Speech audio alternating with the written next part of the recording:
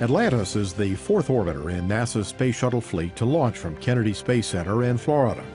Also designated Orbiter Vehicle 104, or OV-104, Atlantis is named after the primary research vessel for the Woods Hole Oceanographic Institute in Massachusetts from 1930 to 1966.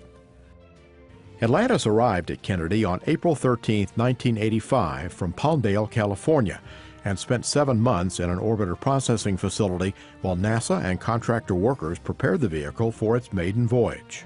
Ignition and liftoff. Liftoff of Atlantis. A new orbiter joins the shuttle fleet and it has cleared the tower. Space Shuttle Atlantis launched on its first spaceflight, STS-51J, on October 3, 1985, and carried a classified payload for the U.S. Department of Defense. During the last 25 years, Atlantis has served as the on-orbit launch site for many noteworthy spacecraft, including the planetary probes Magellan and Galileo.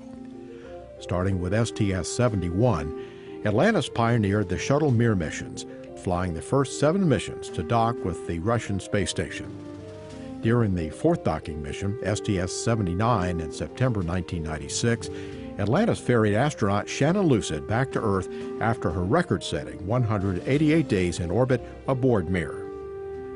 In recent years, Atlantis delivered several vital components to the International Space Station, including the U.S. laboratory module Destiny, as well as the Quest joint airlock, and multiple sections of the integrated truss structure that make up the station's backbone.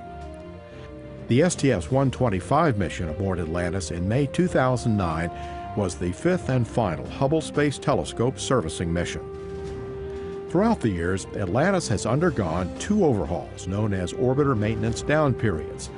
Some of the most significant upgrades and new features include installation of the drag chute, improved nose wheel steering, installation of the space station airlock and orbiter docking system, and the multifunction electronic display system, or glass cockpit.